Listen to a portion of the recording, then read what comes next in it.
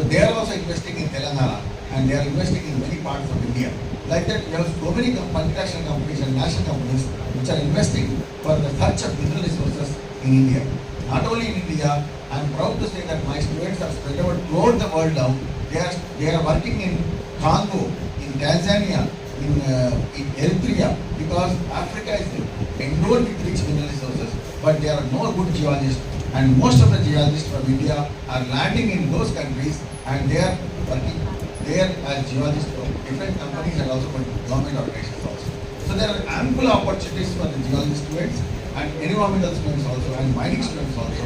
Only thing is the Manmohan Singh University is offering such wonderful courses and one of its kind in India and second in the world, because no other area, no other university offers this type of science courses, and specialized university of Dr. Manmohan Singh University is established just because of the students of Telangana, so that you reap the benefit of this, and definitely if you concentrate on your studies, you will come out with flying colors. And I thank you for listening to patience. I thank the organizers for giving this opportunity.